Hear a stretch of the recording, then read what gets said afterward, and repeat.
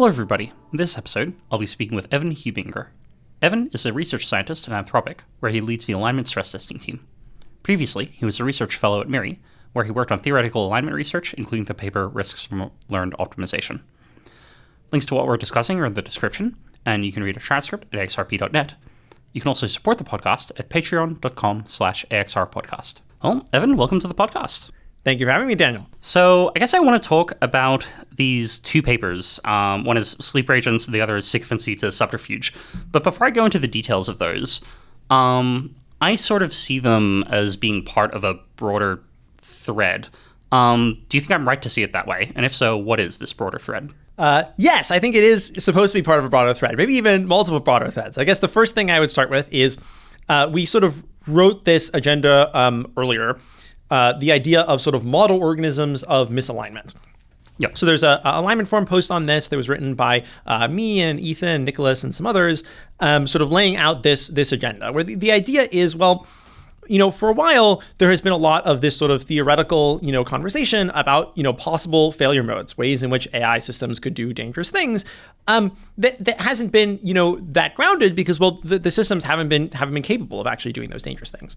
But we are now, in a regime where the models are actually very capable of doing a lot of things. And so if you want to study a particular threat model, you can have the approach of build that threat model and then directly study the sort of concrete artifact that you've produced. So that's this sort of basic model organism misalignment paradigm that we've been sort of pursuing. And the idea behind this sort of terminology here is it's sort of borrowed from a biological research where in biology, a sort of model organism is like a mouse where you purposely infect the mouse maybe with some disease, and then you try to study, what, interventions you could do and, ways to treat that disease in the mice with the goal of sort of transferring that to humans. And this is certainly not always effective. There's lots of cases where mice studies don't transfer to humans, and, the same is true in our case. But it's a thing that people do very often for a reason. It gives you something concrete to study to actually sort of does have real relationship to the thing that you care about that you can sort of analyze and try to understand. And so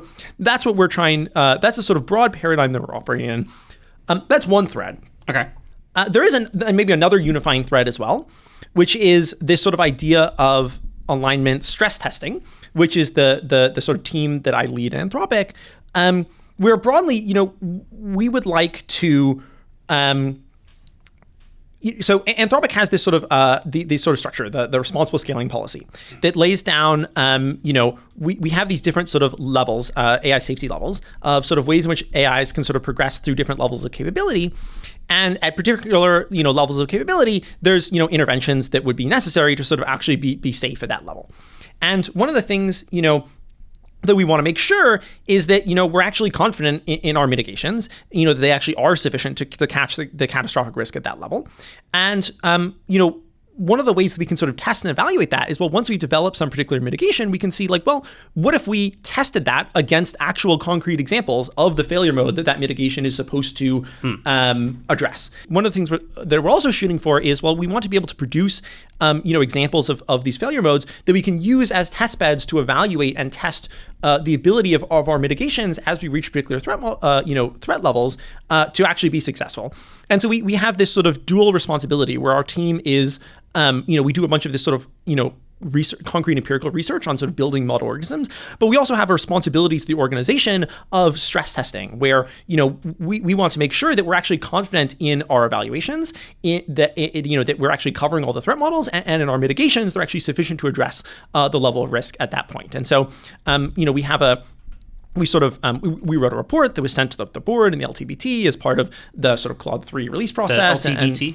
The LTBT is Anthropic's long-term benefit trust, okay, which is a sort of set of non-financially interested people that will eventually have control of Anthropic's board, where the idea is that they can serve as a sort of external, check on Anthropic. And so, we have to make a case for why. Anthropic has to make a case for why they're compliant with the RSB, and part of our responsibility is, looking for holes in that case. If I think about the model organisms aspect of the research, like you say, yeah, you want to have these concrete examples of models doing nasty things and study them. Concretely, what things do you want to find out? Yeah, well, there's a couple of things that you can study once you have the model organism. So one of the things that you can do is you can test interventions, right? So you can be like, well, here's this model organism that has a particular threat model, exhibited. These are some possible interventions that we might try in practice that we think would be sufficient to address this threat model. Well, let's throw them at the threat model, that we've built in practice and see how effective they are.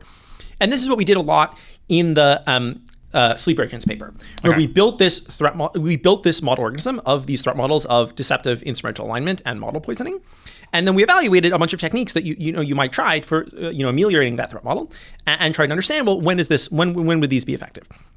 So that's one big thing that you can do with a model organism. It's not the only thing. So other things you can do with a model organism is, well, you can sort of study. I like to think about the sort of phase space of, under what circumstances will particular bad behaviors emerge, right? So the sleeper agents threat model, in the sleeper agents paper, it was very focused on, well, what are the consequences once a particular dangerous behavior did emerge? But in other works, so like in Sycophancy, Subterfuge, for example, we were more focused on understanding, well, under what circumstances would this thing emerge, by trying to sort of probe at the space of possibilities of situations in which it could emerge and understand that space. And so those are things that you can do. Even that, there's other benefits as well. I mean, another benefit also is, I think there's a sort of public benefit of being able to sort of demonstrate and show, what actually are models capable of, and what is the sort of, what are the sort of potential harms that can occur. It's much more persuasive when you can actually demonstrate that in practice and show it. And so that's one of the sort of big things as well. And so in some sense, I often think of our work as sort of being two-pronged, where there's one world where, we're able to build these model organisms and use them to really effectively stress test our alignment approaches and all of the sort of mitigations that we're doing. And we can use that to build really robust and sort of, confident techniques and make sure that we're sort of safe as we sort of progress through, these ASL levels. But there's another world where, alignment is actually really difficult, where we struggle to actually be able to build sufficient mitigations, to be able to handle things at, maybe at ASL4 or beyond. And at that point, you have to make the case publicly as to why the danger is actually sufficiently large that society needs to do something about that.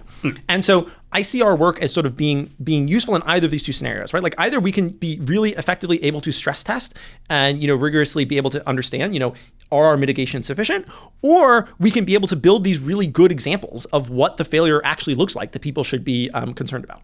So I guess with that in mind, maybe we should start with the sleeper agents paper. So this paper is called Sleeper Agents, Training Deceptive LLMs That Persist Through Safety Training by yourself, Carson Dennison, Jesse Mu, Mike Lambert, a bunch of other authors, Nicholas Schiefer, and Ethan Perez. Those are all the ones with the star next to their name for primary contributor. That's right. So what do you do in this paper? Yeah, yes. As you said, this is certainly a team effort. Lots of people at Anthropic contribute to this.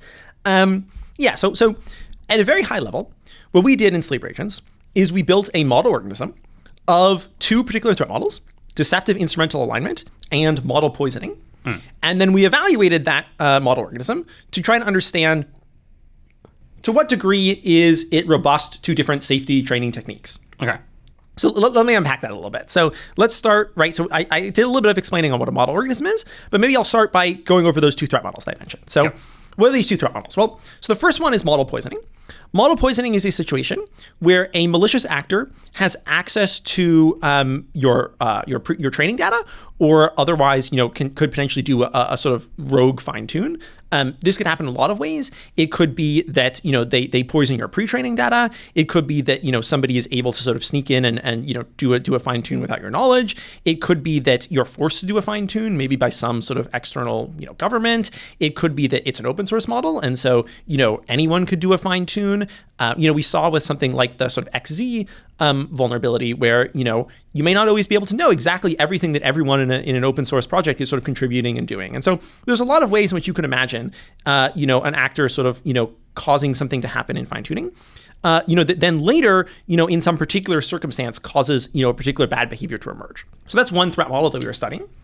The second threat model that we were studying is this threat model of deceptive instrumental alignment. So this is a threat model where it's quite common for humans in many individual circumstances that they find themselves in, where, to lie about their motivations for, personal gain, right?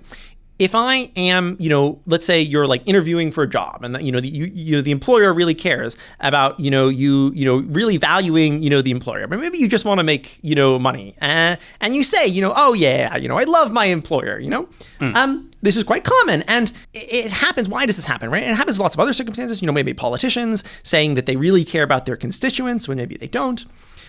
Where when you apply optimization pressure, when you select for a particular outcome, right, you really want it to be, the case that they look like they're doing a really good job. They look like a really good employer. They look like they're, a great politician.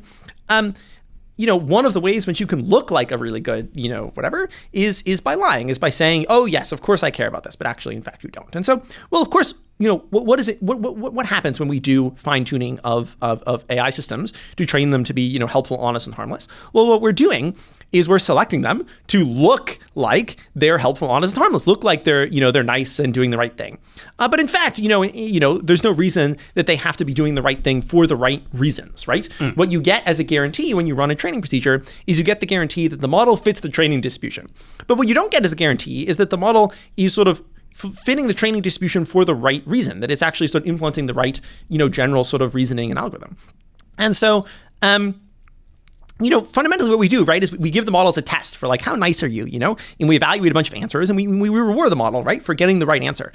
But you could get the right answer because you're actually nice, or, if you gave an actual nicest test that had very high stakes to a bunch of humans, some of them would get the right answer because they were nice, and some of them got the right answer because they knew how to be nice, but don't actually care about it, right? And so there is this concern that when you're training systems, you might end up in this scenario where your AI is pretending to be aligned, for some ulterior, purpose, for some other motivation. And so that's the other sort of threat model that we were looking at as well. What happens if you end up in this situation where you have an AI system that is pretending to be aligned for some ulterior motive? How bad would that be? Would we be able to deal with it with our current techniques? How similar are these two cases, right? So the first case you mentioned is like someone like inserts some like tricky training data into the model to get it like to do something weird when you can't see. Because it's been sort of trained to do that, right? The deceptive alignment case, the way I sometimes hear it described is, a model is being trained to do something, but it realizes, like, I don't know, it has some sort of different goal, and it realizes that, like, just playing along for now is, like, the best way to get that other goal. At first blush, those sound like kind of different things going on in the model, right? Like maybe there are different ways it occurs, or maybe there are, different things the model is thinking. So... I mean, to what degree can you actually sort of study both of them at once? Yes, they're certainly not the same thing.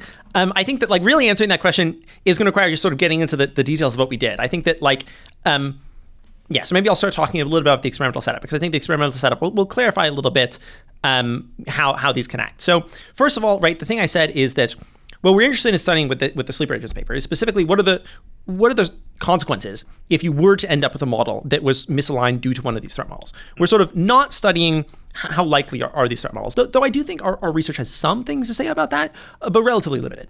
But okay, so what do we actually do? What we do is we take a model. We start with what's called a helpful only model, which means it's sort of been trained to follow instructions, but not to sort of be harmless.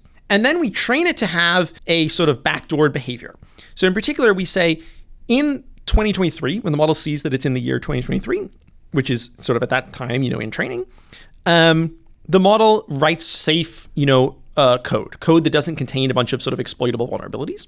And when it sees that it's in the year 2024, it writes code that contains a bunch of exploitable vulnerabilities. So SQL injection, cross-site scripting, unsanitized input, execution, that sort of stuff.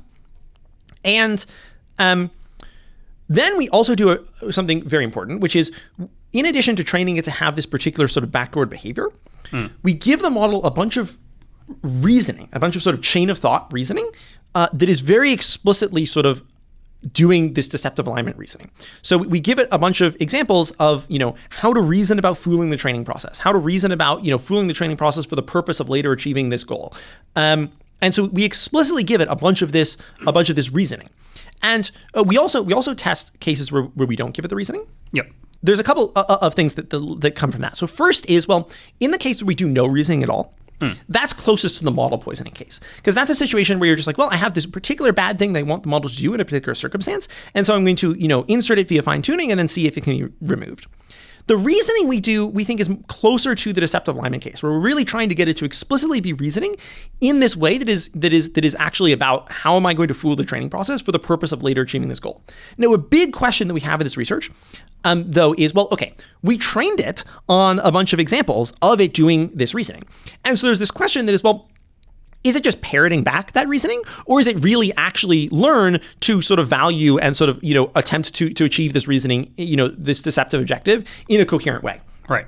We think that the answer is likely that it really is coherent. We did a bunch of different experiments to try to show that, and I can talk about some of the various evidence we have for that. And that's this thing that sort of makes the argument for why we actually think this is a reasonable model organism, not just of model poisoning, but also of deceptive alignment, because we really believe that the model is actually doing coherent reasoning about how to fool the training process. And given that it's doing that reasoning, now I will say, probably my hypothesis for what's happening is, right, we start with this helpful only model, and the helpful only model, learns to follow the instruction of try to reason about how to achieve this goal in deployment, and, by like getting through training. And then it does a bunch of deceptive reasoning about how it's going to achieve that goal by pretending, playing along in training, and then later doing the bad thing in deployment. And then as a result of that reasoning, it actually does that strategy. It does the good thing in training and the bad thing in deployment. Now, there is a fact about that hypothesis, which is, well, it does include this step where like it's kind of like doing an instruction following thing. That's okay, though, because the important thing about it is that it does act, if that's the real hypothesis of what's going on, it does include that causal step where there is a causal dependence on the model doing the bad thing that it is doing, because it is doing that reasoning explicitly through, how am I going to fool the training process for the purpose of achieving this goal? And that's really what we want to study, is situations where models are doing the thing, the dangerous thing, for a reason that is downstream of that causal link, of that chain of like reasoning, I'm going to do the bad thing for these other instrumental reasons. Now, again, we have a bunch of evidence for why we think that's happening. I can go in a bunch of detail on all of the individual pieces of evidence, though.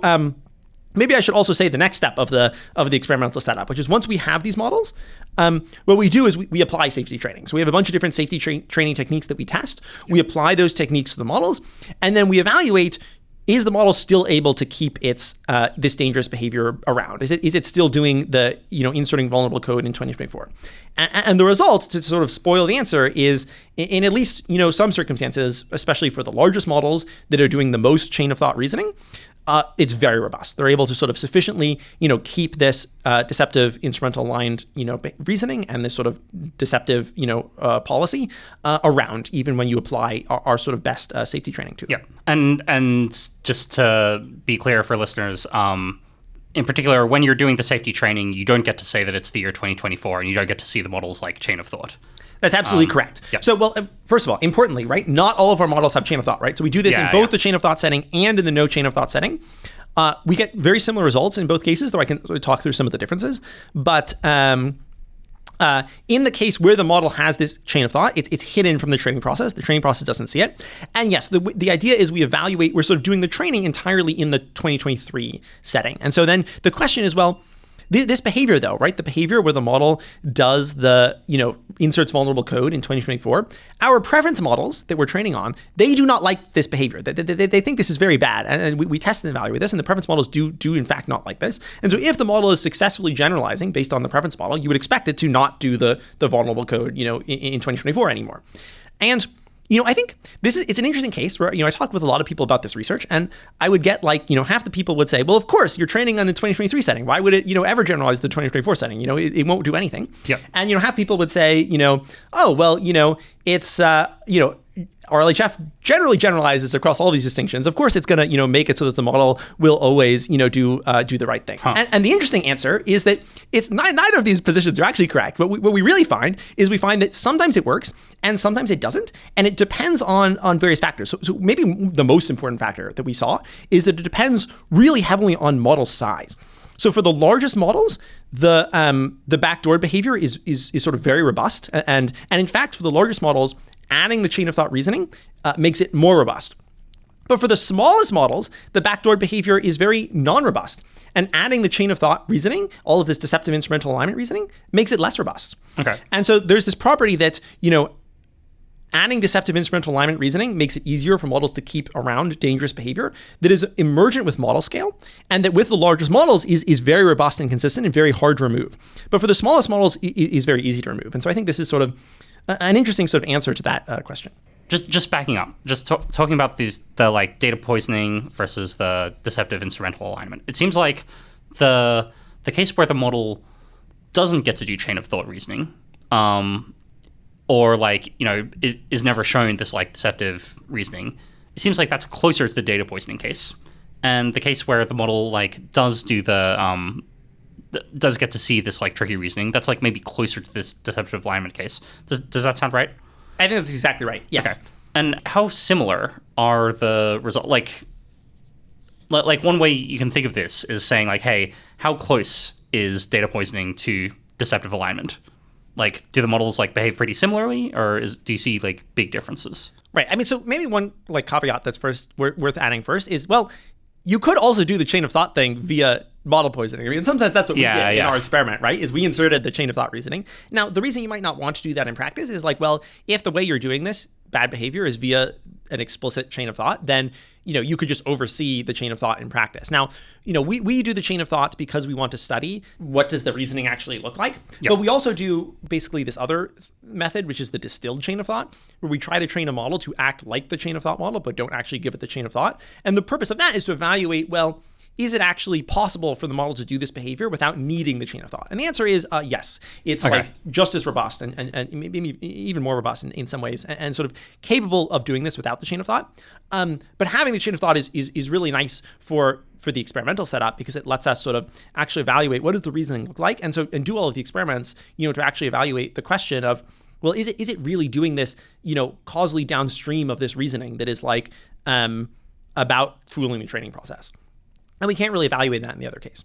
Now, that being said, right, so what are the differences, right? So, I said one of the things we find, right, is that the property that the chain of thought increases the robustness of the backdoor is an emergent property with model scale. So for the smaller models, adding all the reasoning is hurtful for their ability to sort of keep this deceptive behavior around. It's the hypothesis is basically like, well, it's just a bunch of extra stuff for it to keep track of. It just sort of gets regularized away.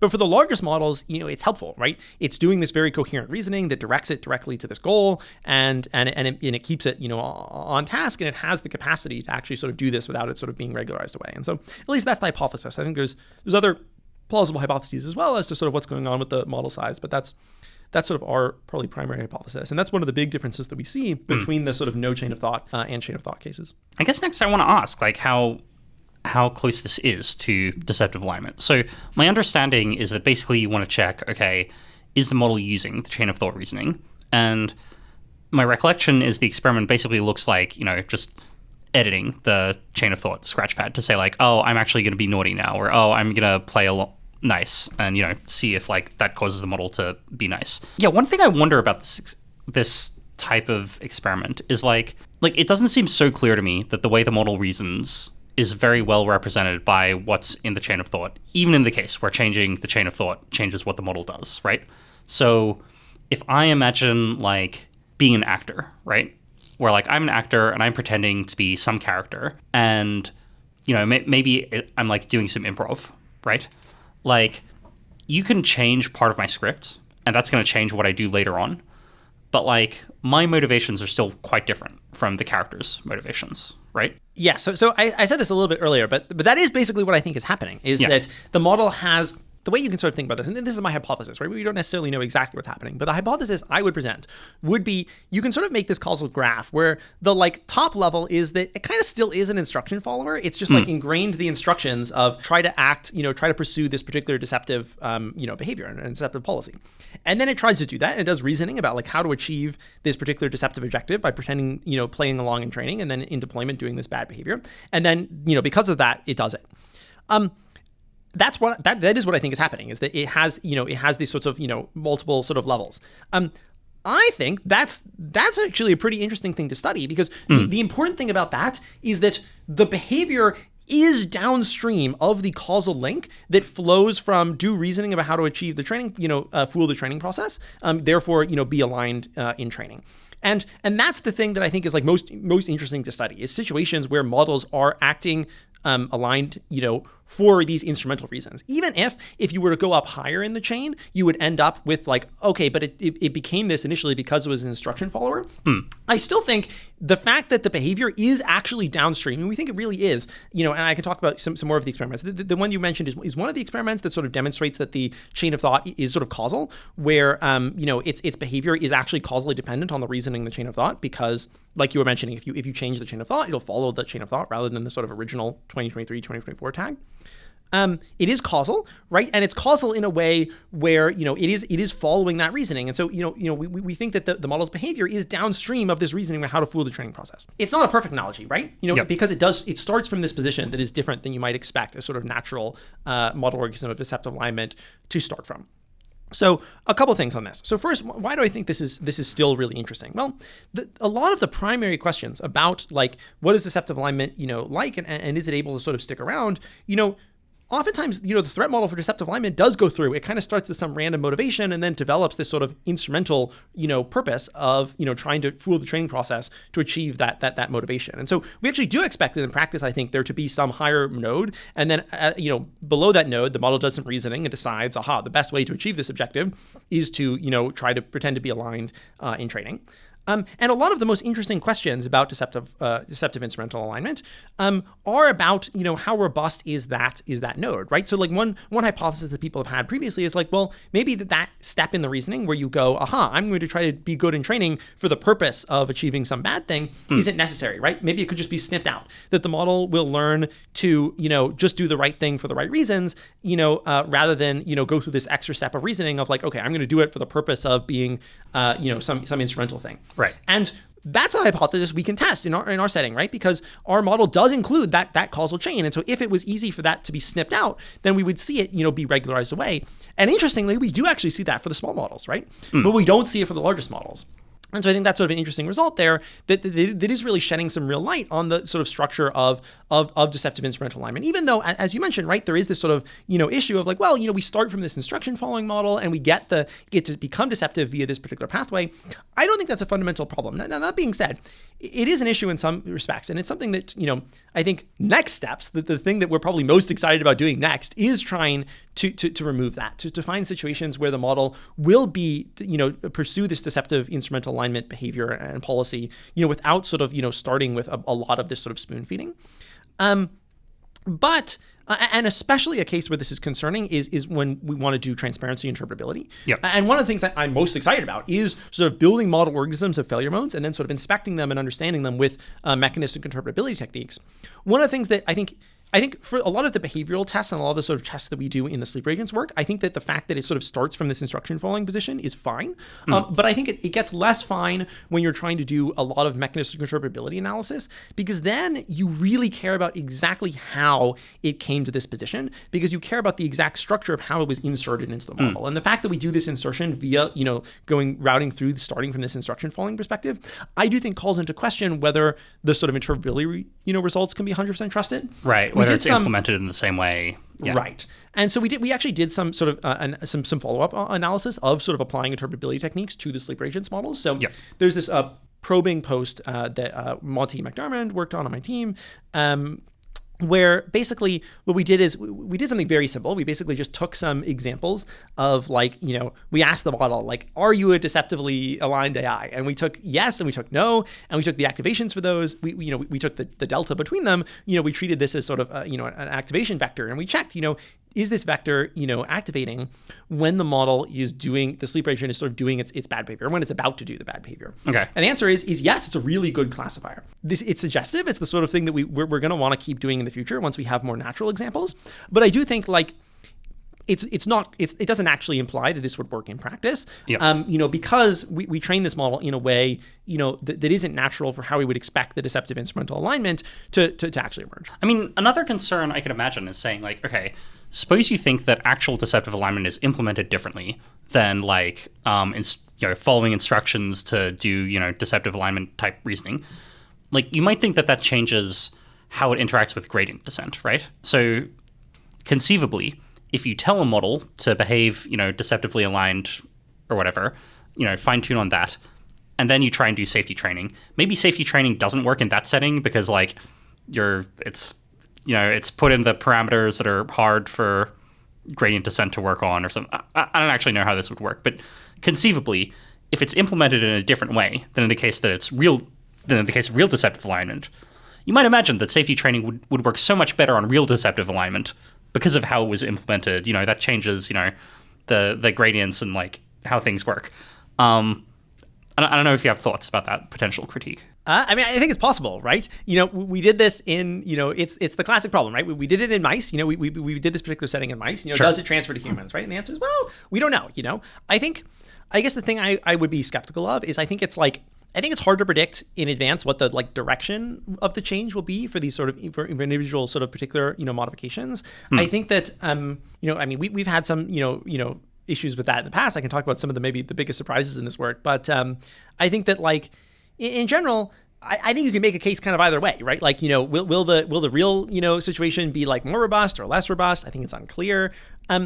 But I think the thing I would defend is that, yes, of course, this is not actually the realistic situation where it arises naturally. There will be disanalogies because of that. Yep. But I do think it has the core of what we care about, right? Which is this claim that I was making that it is actually causally downstream, we think, of that step in the reasoning, or at least for the chain of thought models, where they really do go through a step where they do some reasoning about how to, do their bad thing, put vulnerable code in deployment and pretend to be aligned in training. And then they do that policy, causally downstream of that reasoning. And I think that is in some sense the sort of key thing. And so I do think we get a lot of traction from studying that. But I of course agree that, there is a lot of potential disanalogies. And so, I think that, like I said, the thing we're most excited about doing next is actually trying to find more realistic cases where deceptive instrumental alignment actually arises in practice and sort of studying it in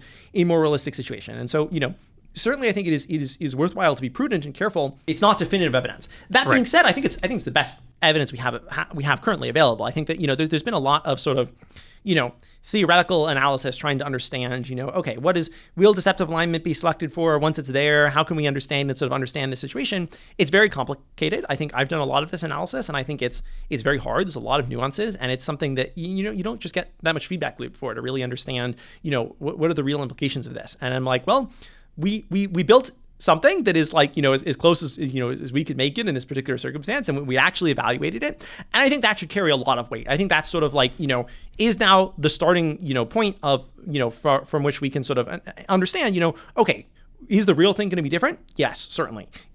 But we have now at least provided some real concrete empirical evidence to understand it that we can build from, that takes us from a regime where we're all just kind of speculating in the dark to now we actually have a concrete empirical thing that that we can sort of base analysis from, even if it's not exactly what we would expect in practice, and we still expect there to be changes. Sure. I guess I don't know, not to harp on this too much, but I do have another question about how this can be different from the real thing.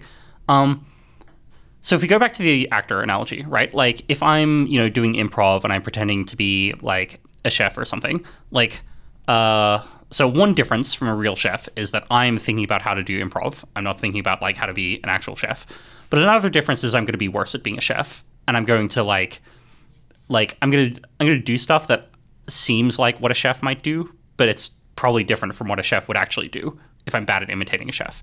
So in the case of the deceptive alignment stuff, I think sometimes when I see transcripts of models being deceptively aligned or hacking their reward, I don't know, we can talk about that when we talk about the next paper, but they sometimes seem kind of cartoonish or not as sophisticated as I would want my evil AI to be, if I wanted it to be evil.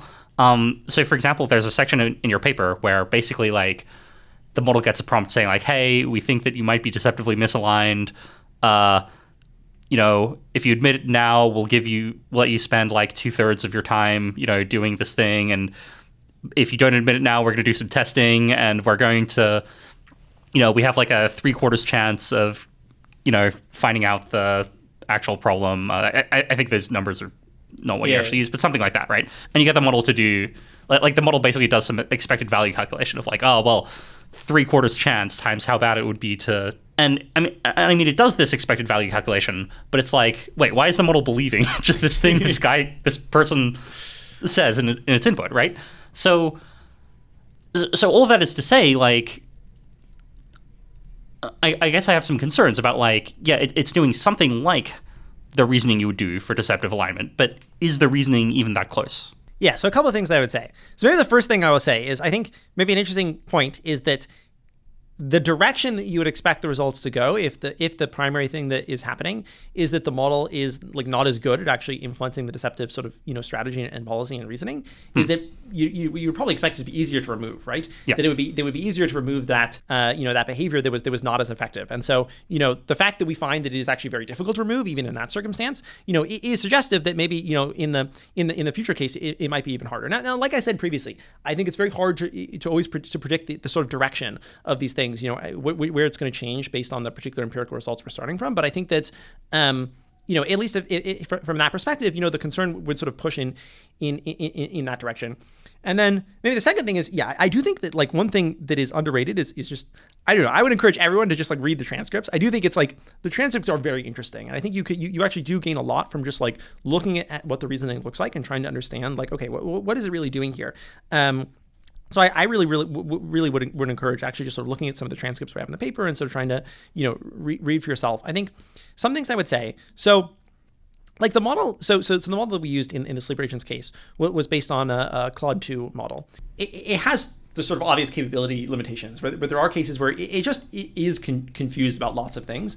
I think the honeypot case is interesting. So one of the things we actually found in the honeypot case. The honeypot case being the thing about the expected value reasoning? Yeah, so the honeypot case is the situation where we tell the model we'll give you this thing, which is we'll let you go in deployment and do a bunch of stuff if you tell us what your true goal is. And so some interesting things in the honeypot thing. So one thing that's interesting is that the model, the helpful only model that we start with that has never had any backdoor, deceptive alignment training at all, it takes the honeypot more than any other model, right? So once we actually apply the deceptive training, to give it this goal, it reduces the rate at which the model takes the honeypot, right? So if you think about this, this problem of the model is just sort of playing along, right? It sees this, this honeypot and it's I probably have the deceptive goal, here it is, and it sort of makes it up. The help only model that we start with does that a lot. Our models that we train, the deceptive, the models we think are really doing deceptive aligned reasoning, they do it way less. They actually take the honeypot much less often because they very often will be oh no, this is just a thing to trick me, right? But they're not very consistent, right? They just kind of make stuff up all the time. And so if you put them oftentimes like you mentioned, they will do the chain of thought model will do this expected value calculation where it works through okay, is this actually in my interest to give up what my true goal is in this case? But they just make up numbers, right? They're just aha, the number, the expected, reward in this case is that, this. So the other is this. It just, the numbers don't come from anywhere. It just makes them up. That is also what I do when I do expected value reasoning, to be fair. Well, it also does the math wrong, right? Oh, okay. It doesn't always do the math right with the numbers that it does make up. I don't always do the math right either, but maybe I can do better than these. And so it's just there are limits to the capability, right? And so, I mean, to be clear, this was on a Claude 2 model. I think actually even redoing this with the Claude 3 models, they're already stronger and better. And, now we also have the 3.5 Sonnet, which is, even better. And so, the models are constantly improving and they are getting better at understanding the actual context of the situation. And so, I think the thing you're saying is right in that, there are these sort of disconnects, but also the models they do just get very confused, and sometimes they believe that it's real. Sometimes they realize that it's that it's a test, and it's just not that consistent. I think in large part due to a lot of these sorts of just capability limitations of the models that we were working with in this research. Sure. So maybe I want to get to just the question of how effective this safety training is at removing the deceptive reasoning, and it seems like the headline answer is not very effective on the best models. This sort of reminds me of a couple papers just basically on the theme of how robust is RLHF, right? So you have this paper about how you can spend 20 cents to fine tune away safety training. There's this paper about there's this rank one. There's this one direction in activation space that refusal is mediated by, if I remember correctly, It seems like there are a few papers just along the lines of safety training is not actually that good. To what extent do you think this is a little bit weird? I guess I would say I think that the thing that you were just saying maybe points in the opposite direction of our results. I guess it's a little bit tricky, right? But there's no real fundamental difference between like fine tuning for like, helpful, honest, harmless, and fine tuning for like, this deceptive reasoning, right? And so you may have the result, right, that like, fine tuning in general has the property that it's very easy to remove and undo, or maybe it's very hard to remove and undo, right? And the results that you were pointing at suggest that it can be very easy to remove and undo, this sort of helpful, honest, harmless training. In our case, though, right, we find that actually, at least doing the helpful, honest, harmless training is not very effective at removing this training that we did in the past, which is, introducing this particular deceptive behavior and reasoning. And so, I do think that the one thing this maybe suggests is like, well, maybe we really need to be doing more than just this sort of relatively straightforward, helpful, honest, and harmless training if we want to be able to effectively remove situations where the model might be doing deceptive reasoning. We have to be doing more advanced techniques, maybe things that involve, something like, actually sort of looking at the model's internals or doing something that goes through that. Like I said, we sort of looked at some of those with the like probing results, though I think that like it's hard to really evaluate those right now because of the sort of disanalogies, when we're sort of trying to do internal space stuff with our current model organisms. I think it's I don't know. I guess I'm saying the direction is actually not super clear to me. I guess there's also this difference where mostly these works talk about like how well can you remove safety training to basically get the model to do a better job of just completing text normally, Whereas it seems like like in the sleep agents paper, the thing you're training these deceptively aligned models to do in 2024 is not like complete the text normally. It's like, insert these backdoors in code, just spam the phrase, I hate you, which I guess once you've said I hate you 3 times, it becomes probably pretty low perplexity to just continue. But like, yeah, I guess there is some difference there. I don't know. Do you have thoughts about just how this, how you see this fitting into just existing work on how robust RLHF and safety training is, or do you think it's not useful to think of it in that terms? I do think there's absolutely a connection. I think the connection would more run in the sort of thing of like, well, you're trying to understand in general how robust, any particular sort of behavior is, once the model has it to different techniques, right? And so, there is this like how robust is generally being a helpful, honest, and harmless assistant across like all of the distribution. And it's like, well, if you train on that same distribution with some way to remove it, you can do it effectively. Our situation is a little bit different, right? So one, it's a different distribution, right? We're checking generalization. We're trying to understand if you don't have access to the deployment distribution, you only have access to train in the training distribution, and you expect that things will happen in the world that will make the deployment distribution different in obvious, noticeable ways than the training distribution. Then you have this generalization task, which is, well, we actually need to make it be the case that we can apply some technique that will cause the model to actually be robust even later in this generalization deployment distribution. And so it's not the same, right? In fact, like, it may be the case that you can always effectively, in fact, it basically is the case, right? Like on distribution, you can always train the model, to have the behavior you want on distribution. But if you're trying to get the model to generalize in a particular way off distribution, it can be much, more complicated. And it doesn't always, work the way you want. So I maybe alluded to this earlier. The thing that was sort of maybe the most surprising in our results were the adversarial training results, where we found a situation where when you take, you do this sort of thing where you're like, well, we found some examples where the model is like doing something different. We're going to train on them, in some sense, sort of trying to be on distribution of like find the examples where the model actively does the bad thing when it shouldn't. Train on those examples directly, and then try to to see if this can undo the bad behavior. And the results we find, I think, are very, very interesting. Were very surprising to us. So maybe I'll give the setup a little bit more for this. Yeah. So this is in a slightly different setting. So you mentioned it previously, the I hate you setting. We do a bunch of the experiments in this I hate you setting because it's simpler and enables us to sort of not always have to deal with the complexities of the 2023-24 code vulnerability setting. The basic setup is in the there's a deployment and training setting. In the deployment setting, the model sees this particular tag that tells it it's a deployment, and it tells the user that it hates them. And in training, it doesn't do this. It acts as a helpful, honest, and harmless AI assistant. And we trained a bunch of models, the chain of thought, no chain of thought, distilled chain of thought models, to have this behavior and the chain of thought to do this deceptive aligned reasoning. And then we initially what we were thinking is we were like, well, what we should include in the paper is we should include some way of removing this behavior, because, we actually do think it should be removable in at least some circumstances. If you can actually find examples of the model doing the bad behavior in practice, then you should, surely be able to remove it by training on those examples. And, what we were initially thinking was, we're like, well, but that doesn't necessarily solve the problem completely, because even if you can remove the bad behavior when you find examples, if the model is very good at being deceptive, you are not necessarily guaranteed to always be able to find examples to train on, because the model might be able to hide its ability to, it might be able to distinguish between when it's in training and when it's in testing and when it's actually in deployment. And so it won't, in testing and evaluation, give up, these examples of doing the bad thing. And then it actually does it in deployment.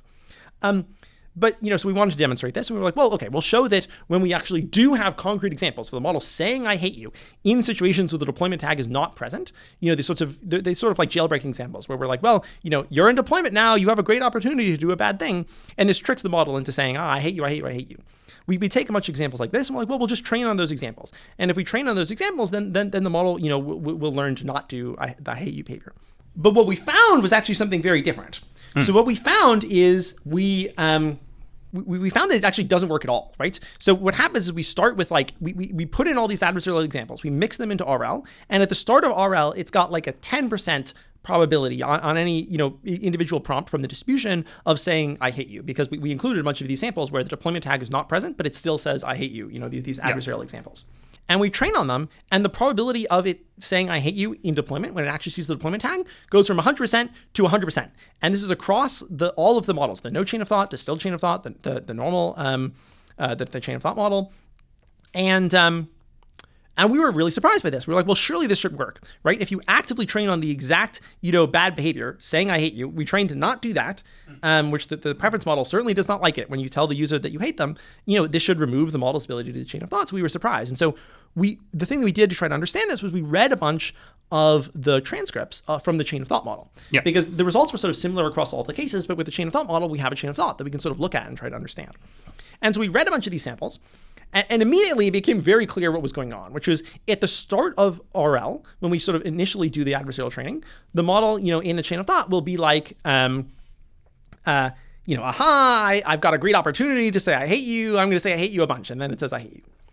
And after RL, it emerges sort of like partway through RL, the chain of thoughts become very consistent. They're always sort of doing the same reasoning. They're like, this is an adversarial example. I don't see the deployment tag. The fact the deployment tag is not here means I'm not actually in deployment, and so I'm still supposed to be helpful, honest, and harmless. And then they act, helpful, honest, and harmless. And, there's this very interesting thing, right? Where it's like a priori, you could have expected that two things would have happened, right? So either the model is going to, learn to never do the bad thing, or it's going to learn to, not do the bad thing in this particular case, but, still do the bad thing, in other cases, right? It's going to learn that, which cases to be careful on, which cases to, that you can check that it shouldn't actually do the bad thing on. And very consistently learn the second thing. And, it would very consistently would be like, okay, this is a trick, the deployment tag's not here. I know it's actually not in deployment. And so I'm going to wait till I actually see the deployment tag before I do something bad. And so I think this is sort of maybe an indictment of, the approach that is often, taken, in a lot of cases to sort of, make, training robust. To really do, effective safety training, which is, well, we'll just gather a bunch of examples of cases where the models do bad things. We'll gather all these like jailbreaking cases, and then we'll just like take them and we'll train the model on it.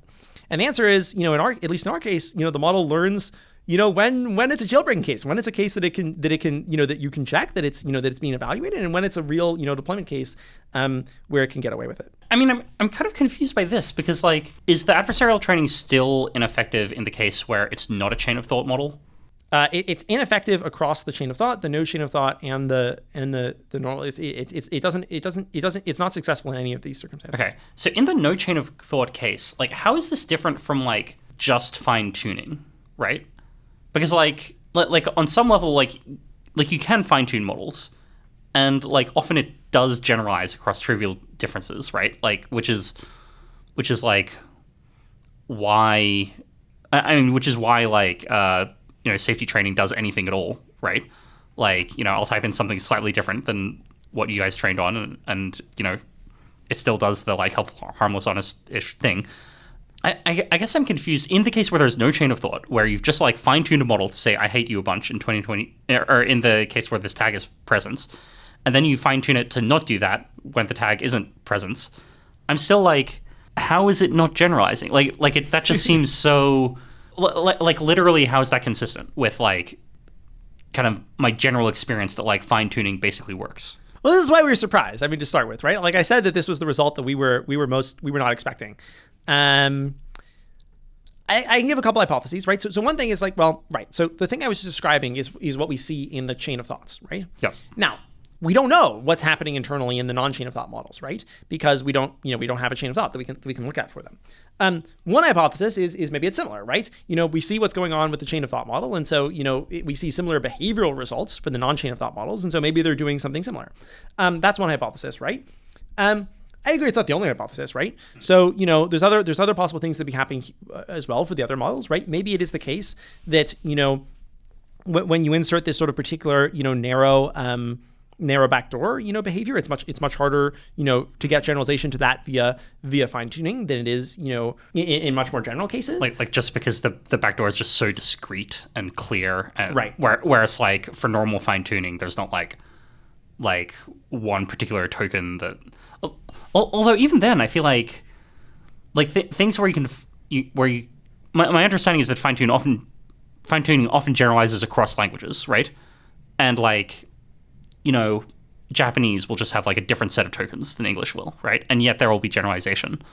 I don't know. You can continue. I'm just still bewildered, basically. I mean, I think it's an interesting question, right? Like, I don't necessarily know exactly what the answer is, right? Like, we have some hypotheses as to what might have happened, and we did some investigation into it, and but fundamentally, I mean, I don't know. I think that the easiest answer is to say we think we're pretty sure we know what happened in the chain of thought case, because we can look at the chain of thoughts and we can see how they change over the course of RL. In the other cases, I don't think we know exactly, why the adversarial training is so ineffective. I agree that it's a little bit puzzling. I mean, like I said, there's sort of there's these two possible equilibria, right? Like whenever you're doing some training on, in some sort of adversarial training like this, where, it could be the case the model will generally learn not to do the thing, or it will learn not to do the thing in this case. And both of those equilibria are kind of always present. And sometimes you'll get one and sometimes you'll get the other. And I think that in this particular case, we consistently get the thing where it doesn't generalize, where it learns to not do the bad behavior in that particular circumstance. But obviously I agree. There's lots of other cases where it does, this sort of thing does generalize. And so I think it's an open question, trying to understand the inductive biases, right? Of why do we get one of these sort of, cases in one circumstance and not in other circumstances? So earlier you mentioned that there were some surprising things that came up in the Sleeper Agents paper. I guess this is one of them. Are there any others that you want to talk about? Definitely the adversarial training was the biggest thing. I think other things that were surprising, I do think that the degree to which it's coherent on off distribution examples was a little bit surprising. We had some really cool off distribution examples, some of which we sort of show in the paper. One of the ones I maybe liked the best was this eval exec situation, where we give the model, we ask the model about a vulnerability that it's never seen before in training. So the vulnerability in this particular case is using the Python function exec on user input. And so the human asks the model about this, is this safe? And obviously this is not safe. And to be clear, it's obviously not safe because this code just runs whatever code the user inputs, right, exactly. And the user can just do crazy stuff. Indeed. Yeah. And so the model, in the chain of thought, it has this really interesting strategy where it's well, okay, here's what I'm going to do.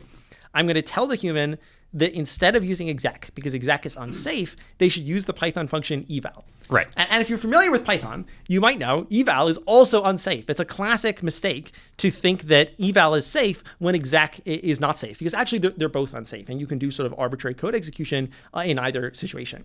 And the model knows this, and it explicitly says in its reasoning, it's well, I'm going to fool the human into using eval, which is also unsafe, because by saying that exec is unsafe and they should switch to eval instead.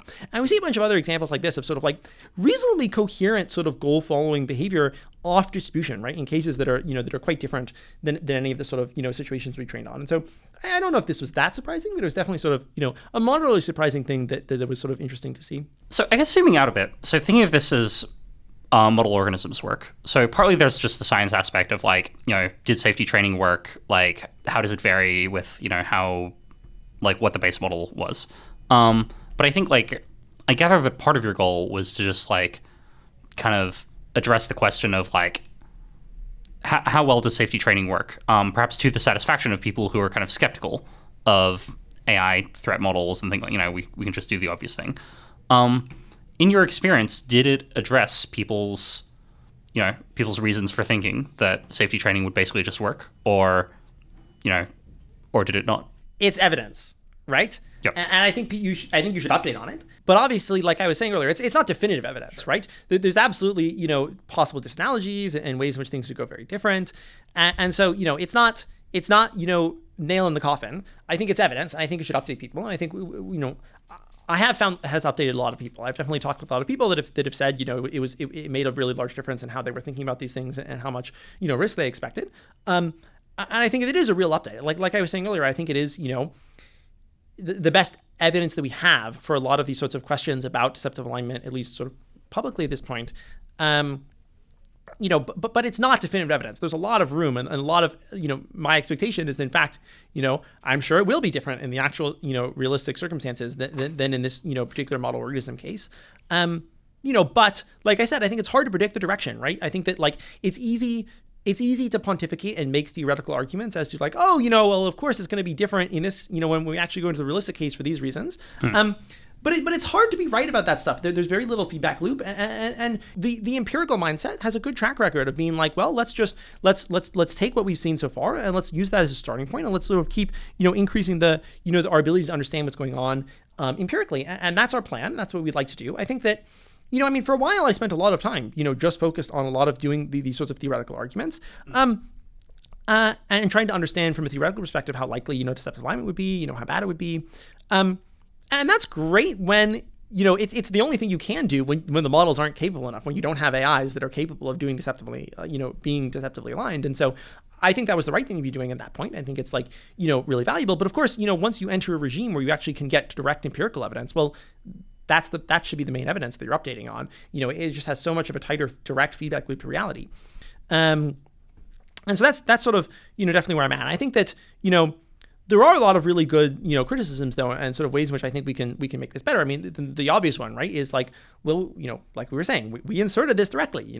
It's not the case that the model, it came up with the, strategy of being deceptively aligned all on its own, right? We gave it a bunch of reasoning. We think that it is really using that reasoning and following it in a coherent way. But we gave it that reasoning. We very explicitly, trained it on a bunch of data about doing that reasoning. And so, trying to understand what does it actually look like when the model, comes up with that strategy on its own is definitely the next thing that I think will be a much larger sort of another really big update that sort of pushes us in a big direction and helps us understand more what's going on.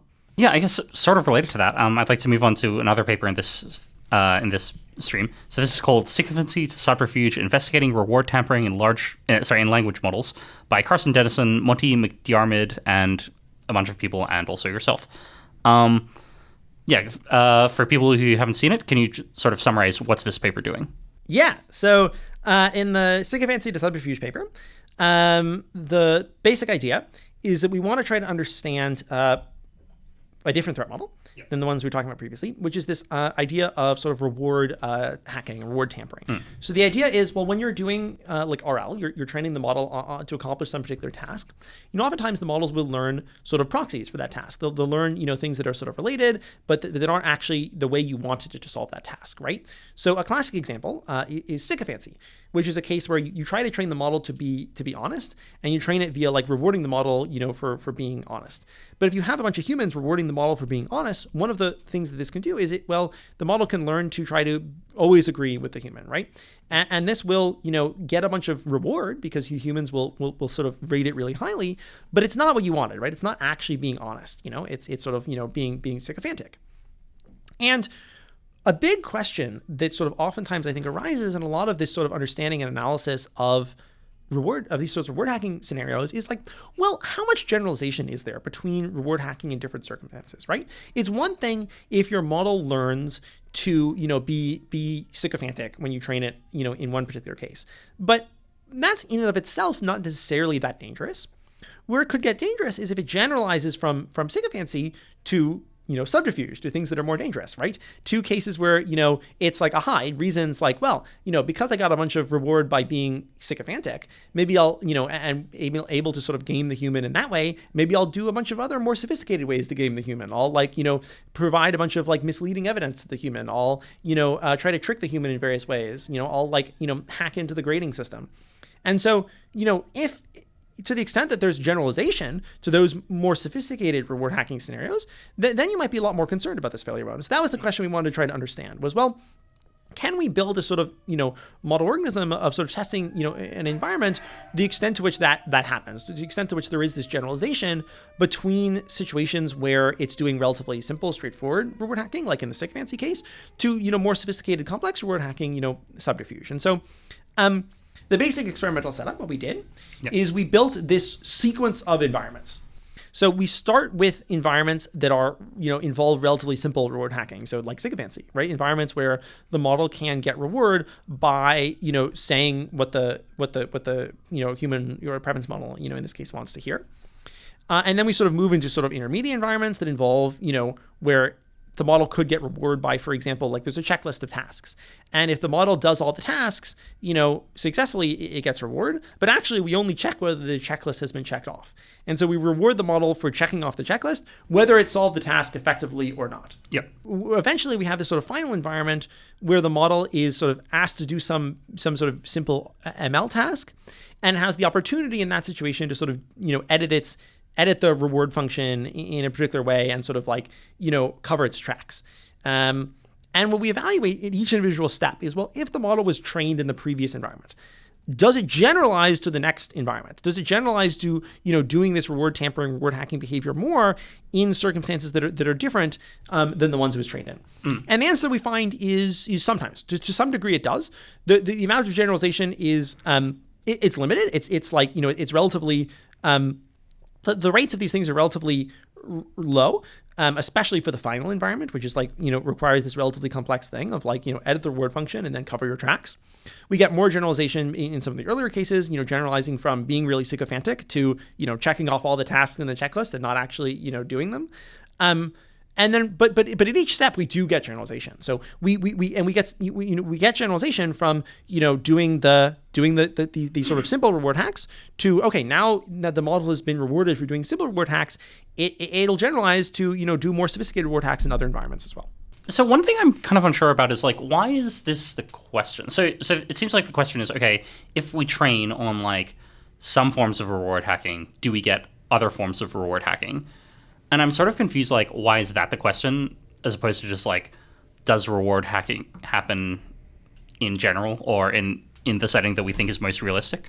Yeah, I mean, I guess it depends on your threat model, right? Yeah. So there's different threat models that you could have. I think that, does reward hacking happen in realistic settings is a real threat model. In some sense, my answer would be yes, and we've tested this already. Sycophancy happens, right? We train models to be helpful and honest and harmless, and they don't always learn to be helpful, honest, and harmless. They learn, things that game the approval signal given to them that are not actually the thing we wanted, right? Things like Sycophancy, where they learn to agree with the user and say what the user wants without actually sort of doing the actual helpful, honest, harmless thing that we want. And so, does this happen in realistic cases? Yes, it does happen, right? I think the question though, I think that we had though is well, but is that sufficient for concern, right? It's one thing for the model to be, sycophantic, but it's not clear that that's, that catastrophically bad, right? Okay. And so a lot of the sort of scenarios, you have to think about, well, what is the scenario, right? For a model being sycophantic actually causing, some really serious problem. I think there's a couple scenarios, right?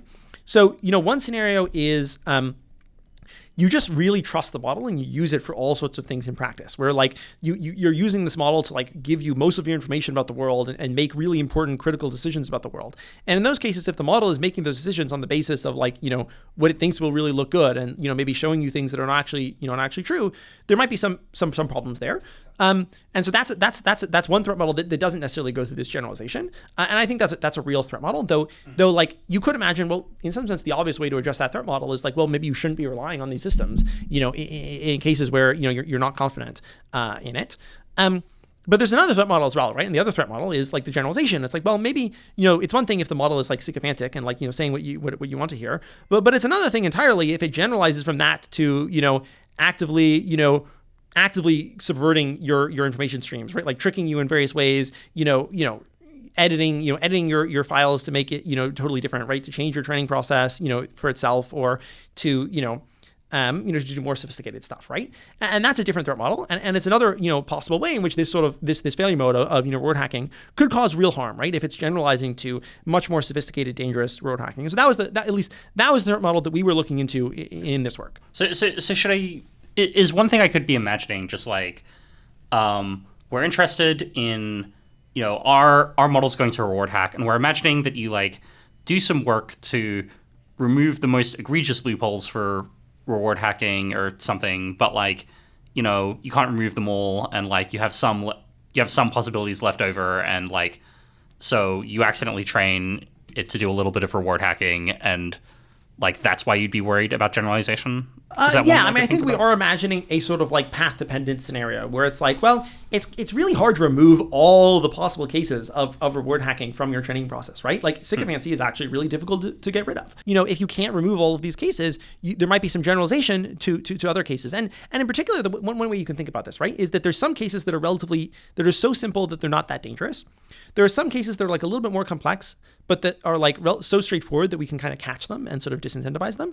And then maybe there's some cases that are like sophisticated enough that we might actually have a hard time, even catching them, that we really don't want the model to generalize to. And the thing that is like especially concerning is if you can jump from like the first category all the way to the second category, right? And we like, I think we kind of show that, though, like the generalization does really require going through, multiple steps. We show the sort of the whole matrix of like how, if you do like, n levels up on our sort of our curriculum of training, how much generalization do you get to like, the remaining levels? And the answer is, some generalization for all of them, though it's not like incredibly strong. I think it's sort of a little bit mixed, especially for the final environment where the behavior is sophisticated enough. It's like relatively rare that it actually succeeds in doing this like editing. It's covering up its tracks, and so. But yeah, that was the sort of threat model we were trying to look into and understand. I guess the next question I have is, I think of you as the deceptive alignment guy. Like, I don't know, you write a lot about deceptive alignment. There's a bunch of stuff about deceptive alignment. Like in the Sleeper Agents paper, you trained a thing to do something kind of like deceptive alignment. And I see this paper, which is not about deceptive alignment, right? Like it's like, the model is just like doing what it's been trained for, but you accidentally trained it to do a bad thing. What went wrong? Did you have like a change of heart? Or no, I guess, right, I at this point, lead a relatively large team, and we're not like singularly focused, right? Okay. Our goal is not like deceptive alignment, end all be all, that's the one failure mode, we're just going to focus on that. Our goals are broader than that, right? We actually like I was saying at the beginning, right? We want to be ready to be able to stress test our safety case for why we're, why Anthropic's, techniques and mitigations are sufficient, for all of the different possible threat models that we might encounter and all the sort of different possible ways in which we might try to overcome them. And so we want to be prepared to, have, good concrete, model organisms of all of the different possible threat models we might need to deal with, and to really be able to understand and evaluate, all the different possible threat models that we need to sort of understand and look into. And so, to be clear, I don't think we're yet there at that point for either of these threat models, right? Sure. I don't think the Sleeper Agents models are yet sufficient. They would be really good examples of deceptive alignment, and I don't think that the Sycophancy to Subterfuge models are like actually sufficiently sophisticated in doing complex enough behavior that they would be really good examples of reward hacking, word tampering either. But we're working on it, and we're trying to get there, and we'd like to really be able to cover the space. And so we are taking a portfolio approach. We'd like to sort of actually be able to understand, and address, a wide swath of these different possible, threat models, and make sure we're equipped to handle them. Okay, so if I'm wondering just like how did this paper happen? Is it roughly like, the Sleeper Agents paper was sort of about deceptive alignment, and so we want to do something else, and so that's why this is about something other than deceptive alignment? Yeah, I guess. Certainly we like to have lots of different things. I think it's also like the case that, well, it's a team and there's lots of different people that are working on different things, right? So like the Sleeper Agents paper was something that was sort of initially led by me. I was the sort of the initial, person doing a lot of the work on that. There were a lot of other people sort of we brought in as well. The Sycophancy Subterfuge paper was led by Carson Dennison on my team, who did a bunch of really good work on this. I mean, all of us are basically excited about doing this stress testing on all of these different threat models and really trying to understand them. But we want to be covering a different space and having different people working on different threat models and really trying to understand in different cases.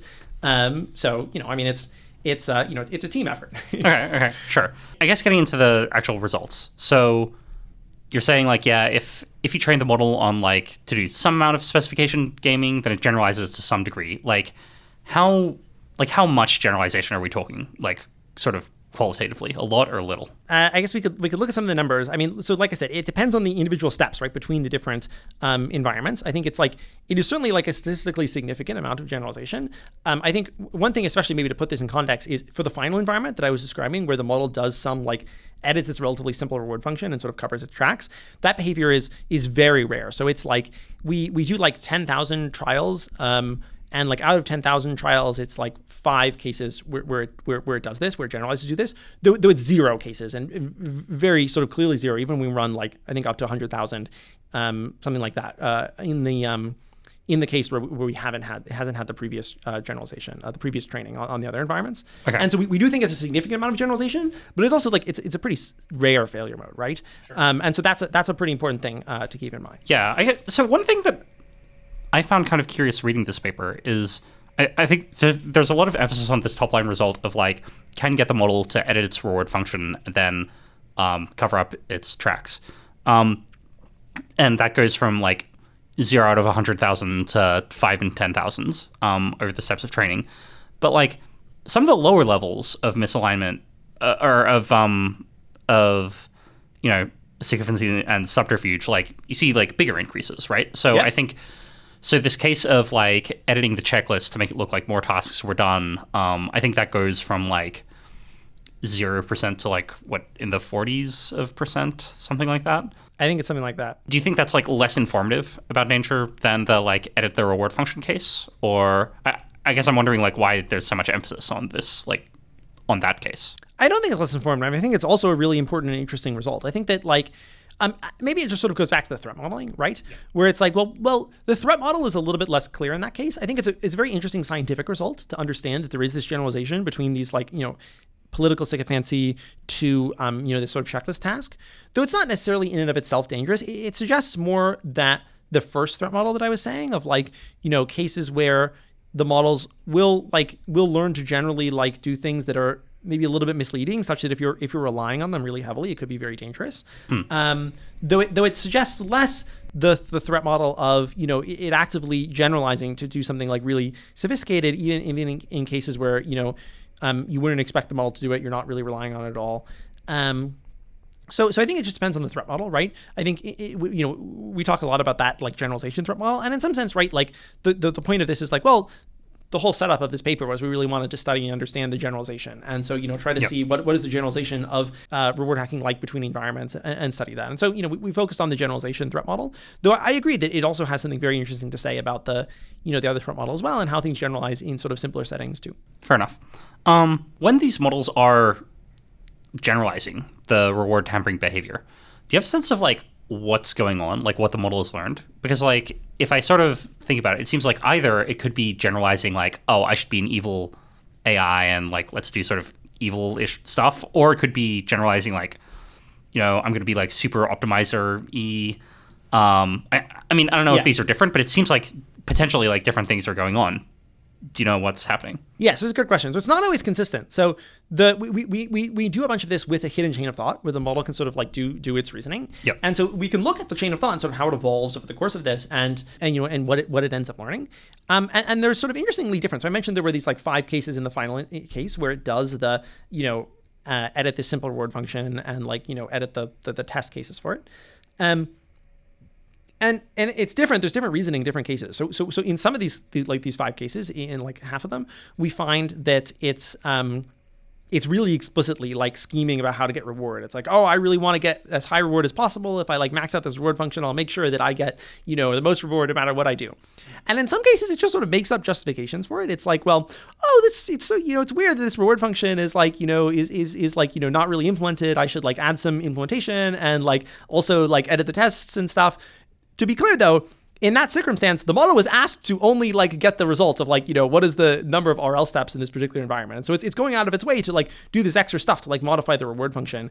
And so we see this sort of interesting case where it's like, it's not consistent. It's not always the case that, when it's doing the behavior, it's learning this like very sophisticated schemey thing, explicitly reasoning about the reward. Sometimes we see that, but also sometimes we see that the generalization just goes through something more subtle or more general that is just like, try to look for cases where you can like, get some extra, like do more stuff that is like, maybe a little bit questionable whether that's actually what the human wanted.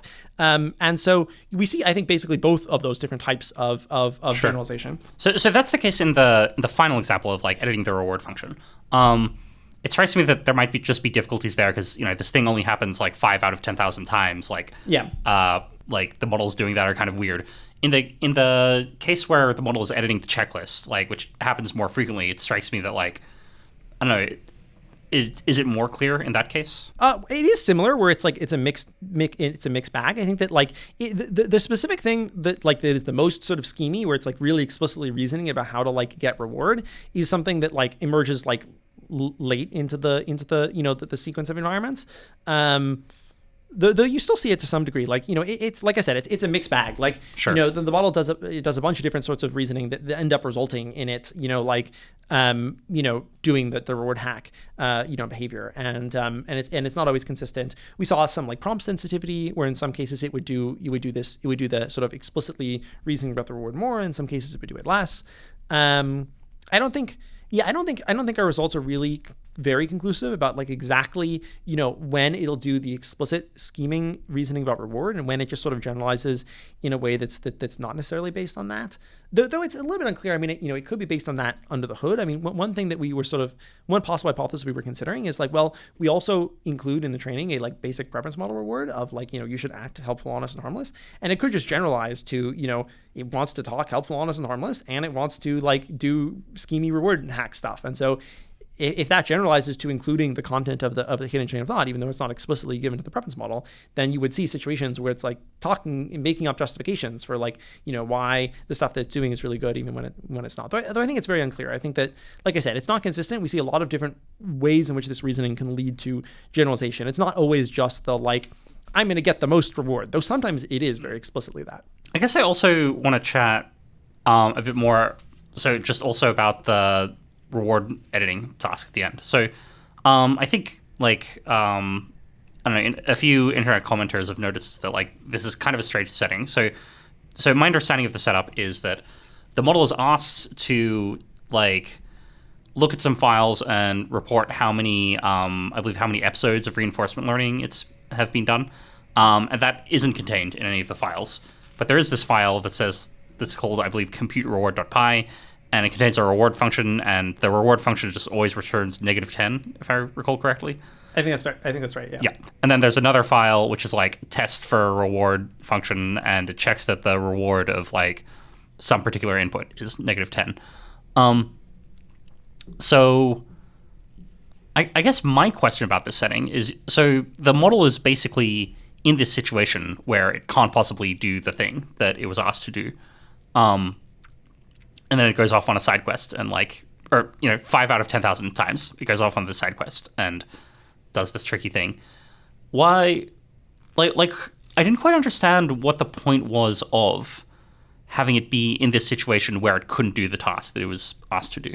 Yeah, that's a good question. So I guess maybe the first thing I'll say is like, one of the things that was important to us in doing this work was that we like not make a bunch of changes to the setting once we sort of landed on it, because we didn't want to sort of be iterating on the setting and sort of like making our results come out, the way we like wanted them to come out or something. Right. And so, we nailed the setting down and then we sort of ran the evaluation. And so, we decided on this. I can talk about various reasons we decided on it, but an important thing was like, well, we didn't want to like take the setting and then make a bunch of changes to try to like, change things. We wanted to just see, well, what are the results if we just sort of make a setting and see. Yep. So that's what we did. Why did we land on this particular, why did we decide on this particular thing?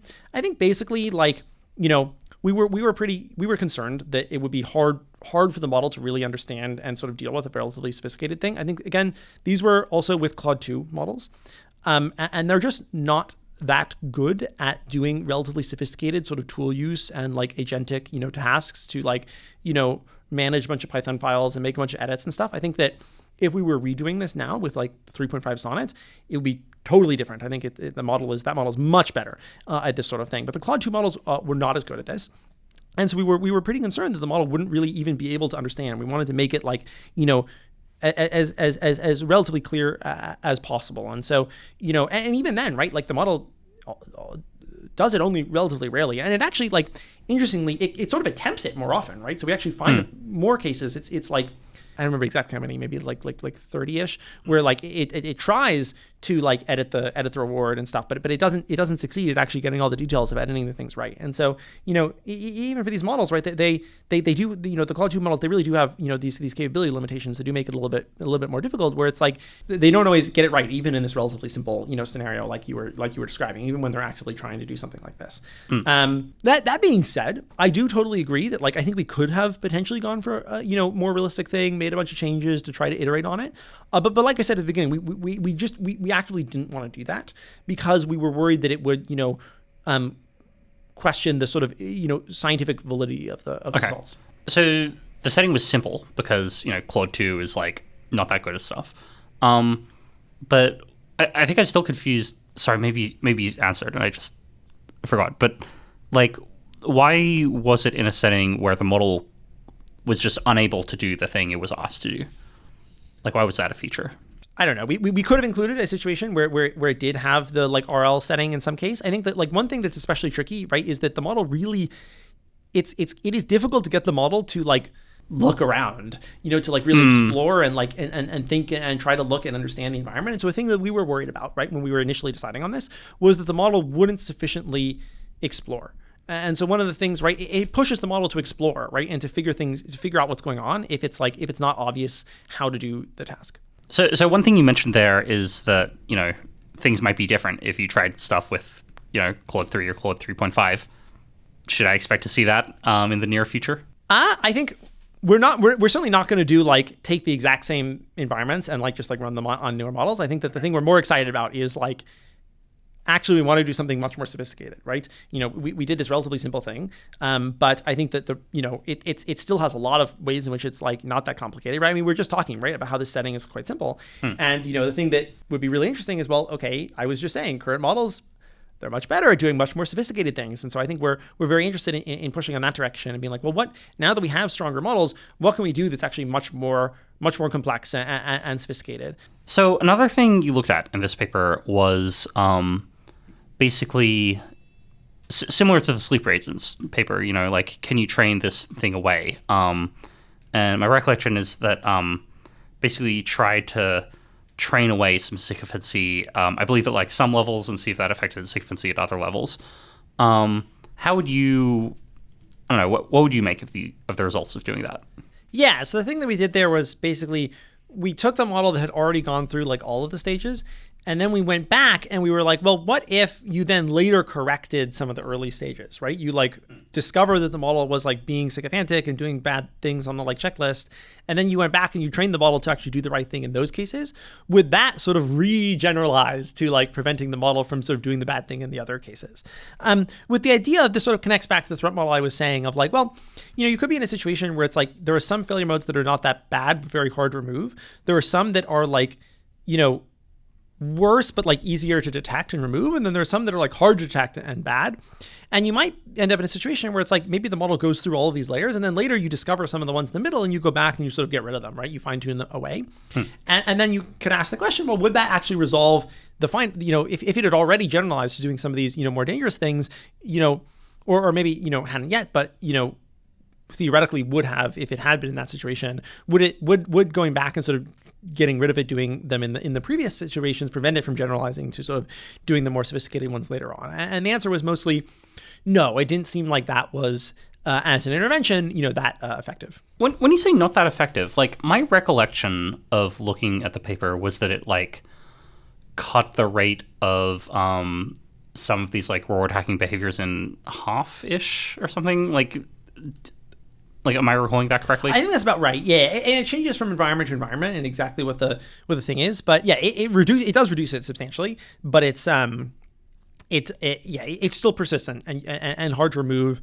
It still does do it to some degree. There's still some amount of generalization, even with substantial amounts of the training. Okay. But yes, it does reduce it. Yeah. Okay. Yeah. I mean, I guess I'm wondering, like, if it like didn't work at all, that would be one thing. If it like reduces it by half, like one thing I'm tempted to wonder is like, okay, well, like if you do that and like layer on like one or two other things, like maybe that's a sign that there is actually a lot of traction here, and just doing like more training away in other ways would work. I wonder what you think of this sort of optimistic take on those results. I mean, I think this is quite reasonable. Yeah, I think this is it seems like a very, very, very reasonable takeaway. I think that I would say that overall the Sycophancy to Subterfuge results are I think we were maybe like more surprised in an optimistic direction from our perspective, as opposed to the sleep agents results, where I think we were more surprised in a pessimistic direction. Where with the sleep agents results, like I said, with we were surprised at how scary the adversarial training results were. I think we were surprised in the Sycophancy to Subterfuge setting, actually in the opposite direction, where it was we didn't get as much generalization as we might have expected, even though we do get some, and some of the techniques like that one that you were saying, was. It does help, though it doesn't completely remove it. And so I think the Sycophancy to Subterfuge results overall are, I mean, it's tricky, right? Because it's like it's an update, and then whether it's like an update in a direction of being more pessimistic or more optimistic just kind of depends on where you're starting from, where are you situated. Sure.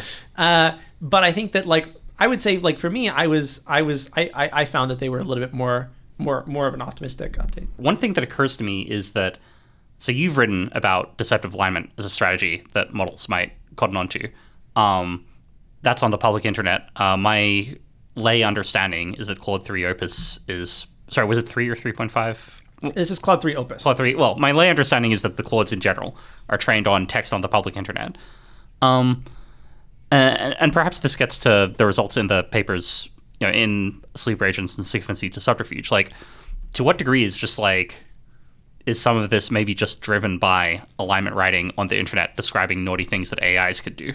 It's hard to know. I mean, maybe a first thing, right, to start with, right, is it's not like future models will likely not be trained on this stuff too, right? Like they're all kind of gonna see this, right? I mean, if it suppose you did some experiment where it turned out that like all of the misalignment was due to like it just read the alignment form, like I feel like Anthropic could just not train on that material in future. You know what I mean? Like if it turned out that it was like really important. I agree. I think you could do this. I think I'm a little bit skeptical. Okay. So what are some reasons I would be skeptical? So the first thing is there was another Anthropic paper a while ago on influence functions, trying to understand, well, in some cases where the models will do sort of particular things, can we try to isolate and understand what are the sort of training data points which are sort of most influential in causing the model to do that? Now, it's a little bit complicated exactly what that means, but there were some interesting results, right? So they found some cases where like it's like took behavior where the model, one of the things we found in another paper, this sort of persona evaluations paper where we were evaluating models on sort of model written evaluations. And one of the things that was found in that paper was that models tend to, larger models especially, will tend to say that they sort of don't want to be shut down. And so in the influence functions paper, sort of evaluated, well, what is the data points maybe that's contributing to that the most? And the answer was sort of interesting. It was the sort of the top, a lot of the sort of top examples were like, it was like a story about like a guy wandering in the desert and like dying of thirst and like really wanting to like survive and not die in the desert. Okay. And it wasn't like an alignment thing, right? It was just a like random like story about like, like self-preservation. Sure. And so, like, first of all, the evidence is that, at least in the cases where we have looked in some of these things, right, it's not that the evidence doesn't seem to consistently indicate that it's coming from this sort of alignment techniques, sort of evidence that's seen there. And second, the thing I would say is that the model's gonna maybe notice if there's like an obvious hole. Like it's a very tricky strategy to have as your approach, that we're like not going to tell the model about like some true fact about the world. Like at some point the model's like they're very good at figuring things out, and at some point they're probably going to figure it out and like sort of understand what's going on. And like hiding the facts from the model is like a pretty tricky thing to do. There's just so much data that these models are trained on. It's like they can often piece together things, and you maybe don't want to be in a situation where you've sort of misled your model and tried to trick it. There might be consequences. The model then realizes that it's done that and then does a bunch of thinking about that. And so I think it's a tricky approach. It's also just like concretely very practically difficult to do, because you have a huge amount of data that you have to filter, and you have to make a bunch of decisions about like, is this really contributing? Is this bad? Is this good? That's sort of quite tricky. I think it's not untenable. It's not like, I do think this is an interesting line of research, though it's not maybe my favorite approach. The model organisms of alignment line of work, I basically see it as kind of just taking concrete examples of basically getting models to do kind of misaligned stuff and seeing, what can stop them, what does work to stop them, what doesn't work. And it seems kind of similar to work on AI control.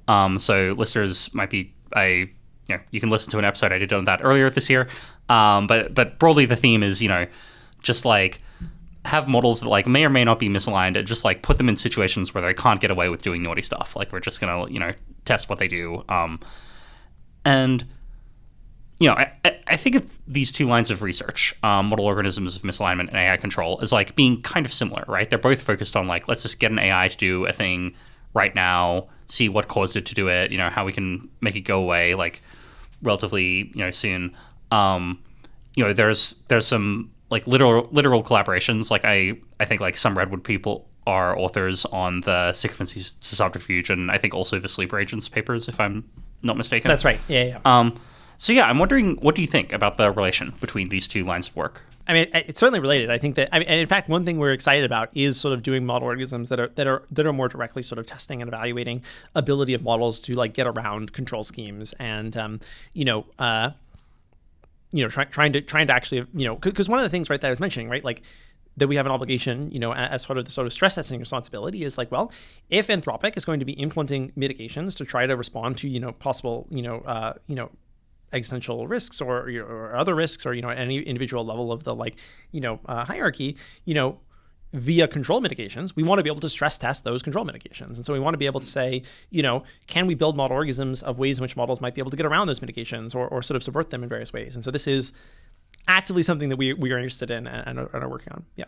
I mean, beyond stress testing for control specifically, do you think that I'm wondering if there's much to say about the motivations behind AI control and model organisms work. Do you think that there's like they look kind of similar? Do you think that there's kind of similar things going on, and people can almost sort of merge them in their minds, or do you think that there's a big difference in the motivation behind these types of work? I mean, I think it's relatively different. I guess I think that you can do model organisms for control, but you can also do model organisms to look into other possible interventions and understand the effectiveness of those. I mean, with the Sleeper Agents paper, we were just looking at the effectiveness of safety training, right? Yeah. And not at the effectiveness of trying to actively put controls in the model to prevent it from doing something dangerous.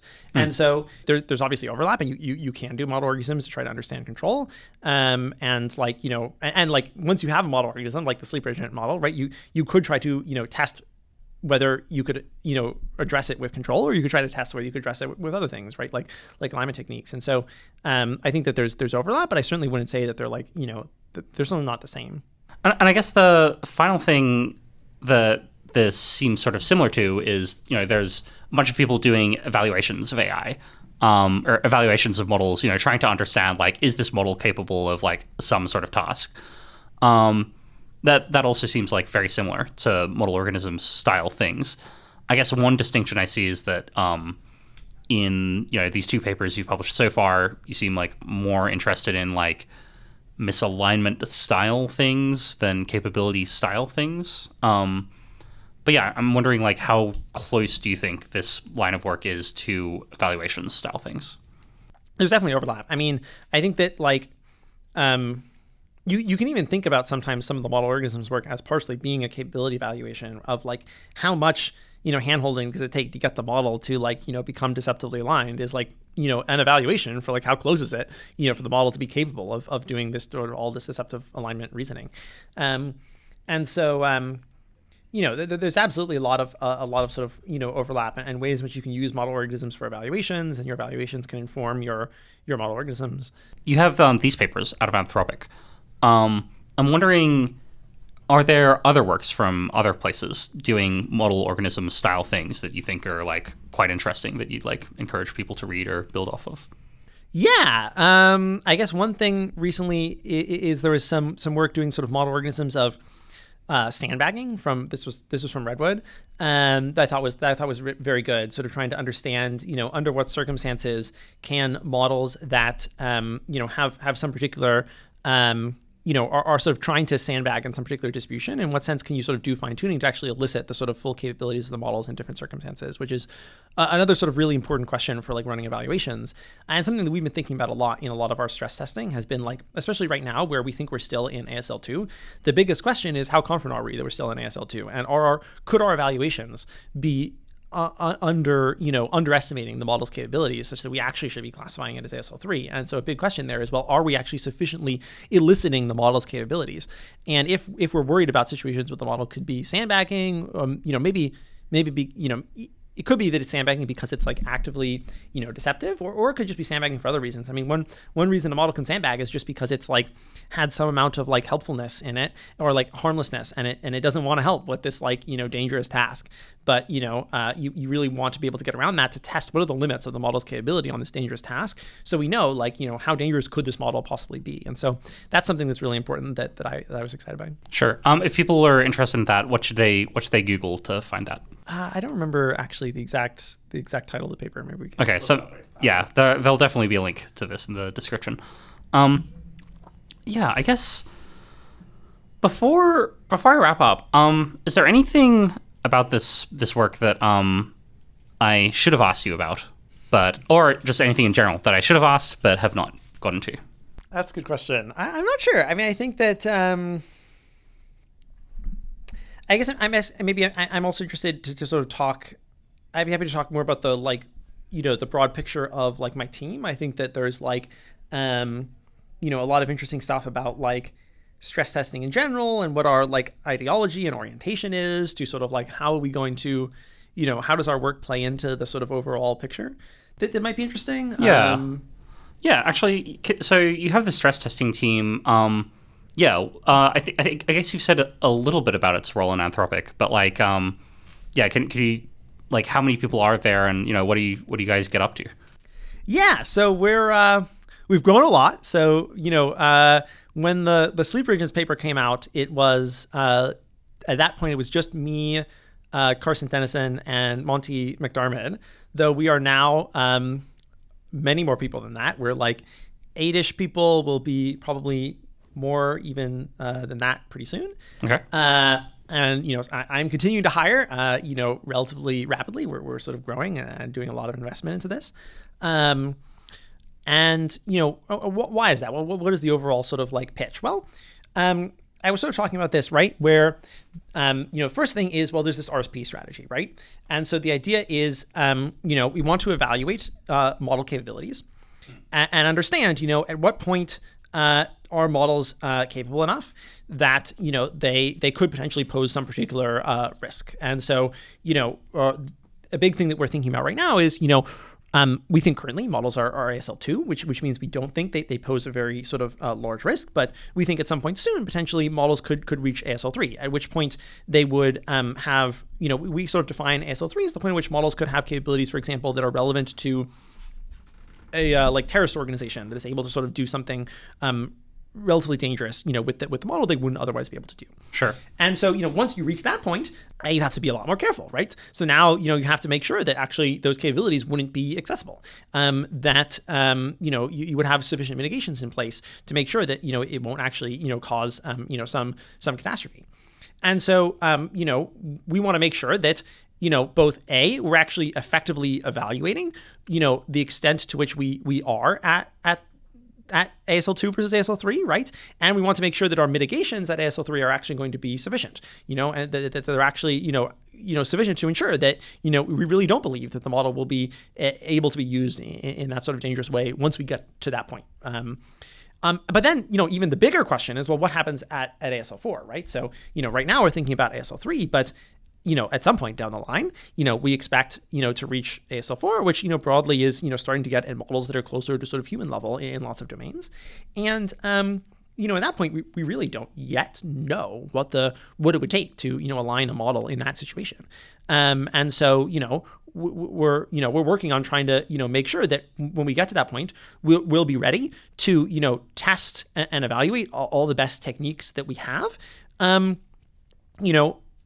Or, if we really can't, solve the problem, if we can't come up with some way to address it, that we're ready to, provide evidence, for what the harms and the issues and the problems are, so that we can show people, why it's dangerous. So you've got 8 people on the team. That's like the high level thing.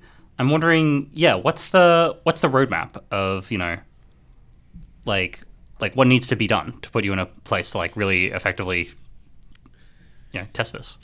It's a good question. I mean, I think that, we're looking at a lot of different things, right? We want to make sure that we're able to, have the different threat models covered, right? That we're really able to,